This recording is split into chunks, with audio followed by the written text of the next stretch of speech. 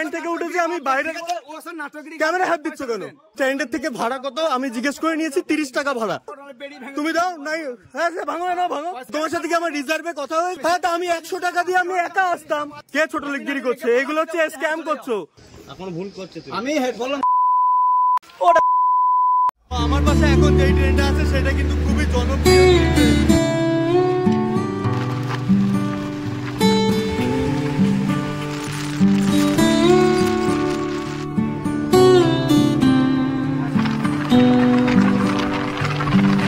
মায়ের মন্দিরের মেন গেটের সামনে জয় মা কঙ্কালী দেবী, আর এই যে সামনেই রয়েছে মন্দির।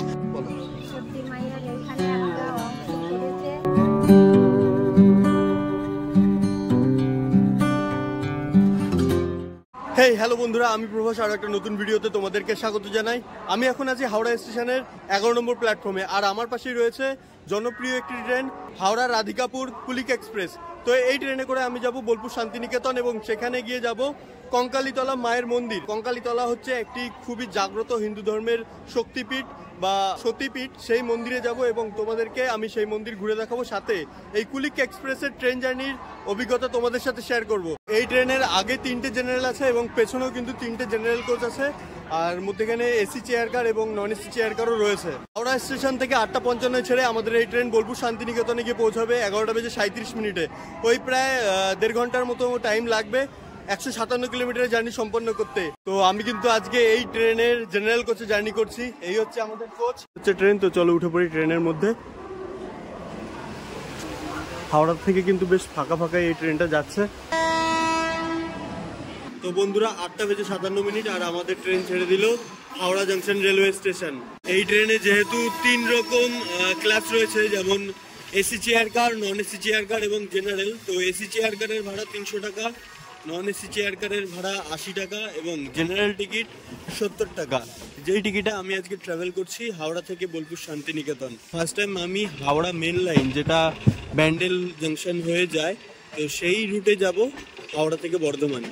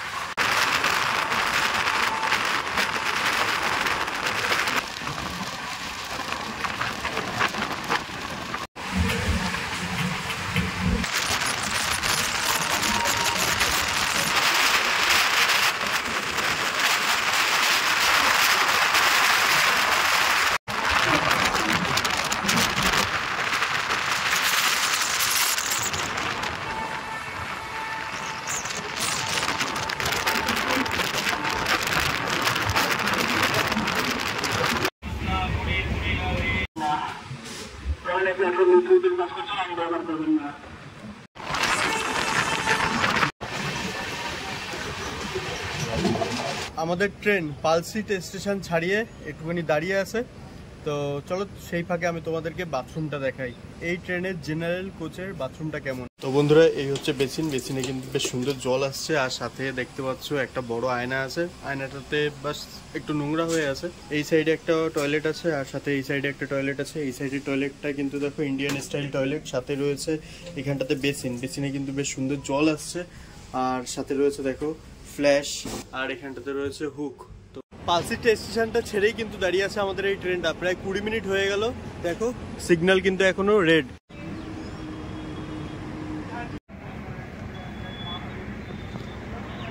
পালসিট স্টেশন ছাড়িয়ে অনেকক্ষণ দাঁড়িয়ে ছিল আমাদের এই ট্রেনটা। তো চলো একবারে শক্তিগড় ঢুকছে train, Kolkata Bardhaman express highway. দেখো কত সুন্দর, এই যে নিচে দিয়ে যে লাইনটা যাচ্ছে, এই লাইনটা হচ্ছে হাওড়া বর্ধমান কট লাইন। ওইদিকে চলে গেছে হাওড়া।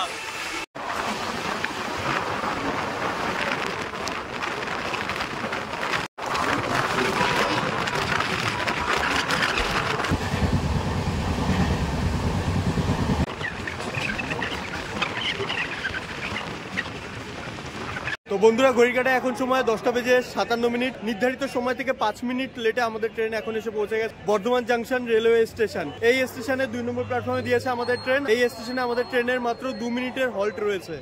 তো বাকি এই ট্রেনের পরবর্তী স্টপেজ বোলপুর শান্তিনিকেতন, যেখানটাতে আমি নেমে যাব।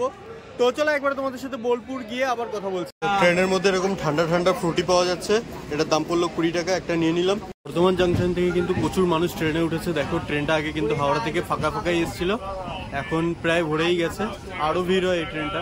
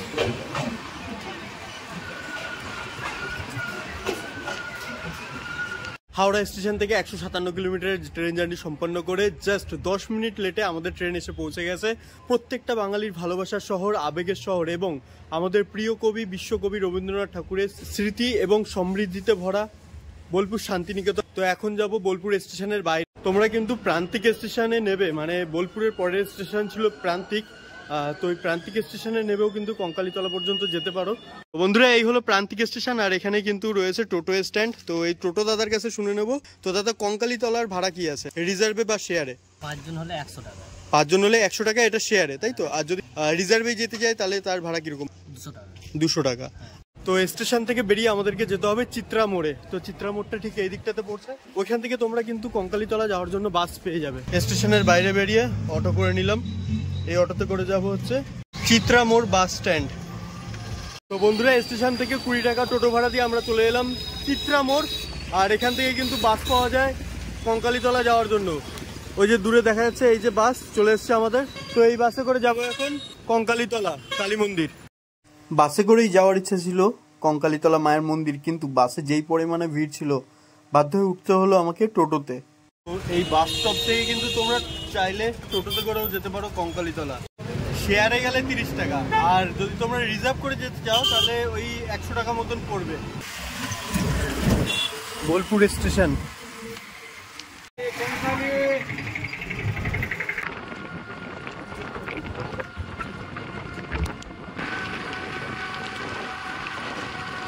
তো বন্ধুরা আমরা এখন এসে পৌঁছে গেছি একদম কঙ্কালীতলা মায়ের মন্দিরের মেন গেটের সামনে। তো সোজা রয়েছে মন্দির, এখন যাব এই মন্দিরের দিকে।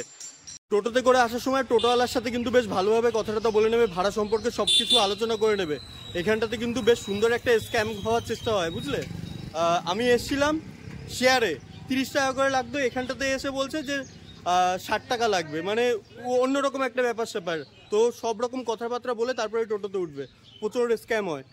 আমি তোমার সাথে কেন রিজার্ভে কথা বলতে যাবো? আমি স্ট্যান্ড থেকে গাড়িতে উঠেছি, স্ট্যান্ডের থেকে ভাড়া কত আমি জিজ্ঞেস করে নিয়েছি 30 টাকা ভাড়া। এখানটাতে এসে আমার কাছ থেকে 60 টাকা কাটছে, ঠিক আছে? তা কেন কাটবে? তোমার সাথে কি আমার রিজার্ভে কথা হয়েছে যে তোমার সাথে? হ্যাঁ, তা আমি 100 টাকা দিয়ে আমি একা আসতাম, আমি 100 টাকা দিয়ে একা আসতাম। হ্যাঁ আমি একা আসতাম, তাহলে হ্যাঁ তা ঠিক আছে। তা তুমিও জিজ্ঞেস করতে, তুমিও আমার জিজ্ঞেস করতে, তুমিও আমার জিজ্ঞেস করতে। কে ছোট লিগগিরি করছে? এগুলো হচ্ছে স্ক্যাম করছো। টোটোওয়ালাদের এখন নতুন ব্যবসা, স্ক্যাম হচ্ছে এইসব, বুঝলে। আমি যেহেতু স্ট্যান্ড থেকে উঠেছি, আমি বাইরে। ক্যামেরা হাত দিচ্ছ কেন? ক্যামেরা হাত দিচ্ছ কেন? সে পয়সা আমি দিচ্ছি, তোমার পয়সা মেরে আমি বড়লোক হবো না, ঠিক আছে? তোমার পয়সা মেরে আমি বড়লোক হবো না, ঠিক আছে? তা কি তুমি চলে গেছো, আমি তোমার কেন রাখতে যাবো? কেস দেখাই, সে আমি দিচ্ছি, তুমি খুচরো দাও, তুমি দাও নাই। হ্যাঁ সে ভাঙো না, ভাঙো ভাঙো ভাঙো ভাঙো।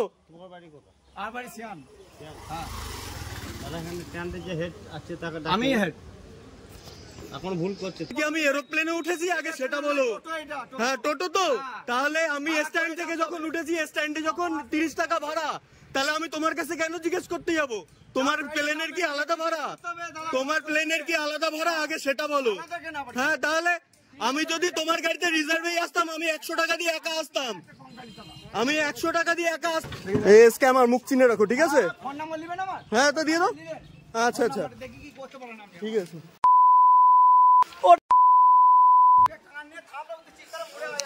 আচ্ছা ঠিক আছে, যাচ্ছি আমি চিত্তার মোড়ে। যে বাস দেখতে পাচ্ছ, বোলপুর, লাভপুর, মঙ্গলহাট, এই বাসে করেও কিন্তু তোমরা বোলপুর থেকে চলে আসতে পারবে সোজা কঙ্কালী মায়ের মন্দির পর্যন্ত।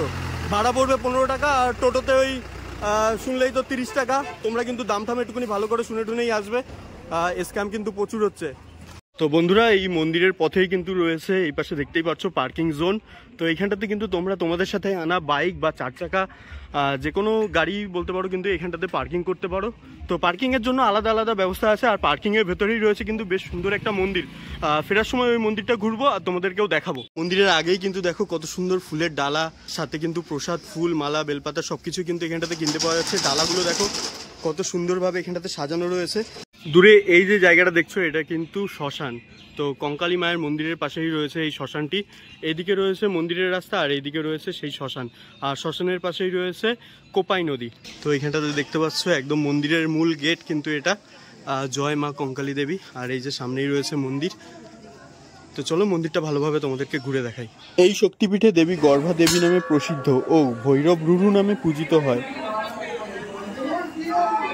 দেবীর মন্দির সংলগ্ন একটি কুণ্ড রয়েছে, যেটির সঙ্গে বহু মাহাত্ম্য লুকিয়ে আছে। কুণ্ডের মধ্যে কয়েকটি প্রস্তরখণ্ড আছে, যেগুলিকে সাধকেরা দেবীর দেহের অংশ হিসাবে চিহ্নিত করেছেন।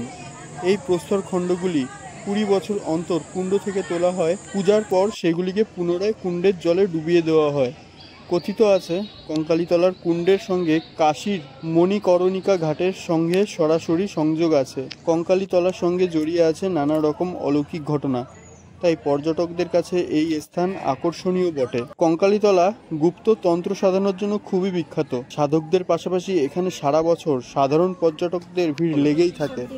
এখানে একটা অংশ পড়েছে, কোমরের অংশ একটা পড়েছে এখানে। সত্যি মায়ের শেষ পিঠ বা বিভিন্ন জায়গায় থেকে প্রচুর লোকজন হয় এখানে, খুব জাগ্রসরও বটে। এখানে মায়ের যেখানে যা আলোচনা করে মনে মনে বলে সেটা সব সফল হয়।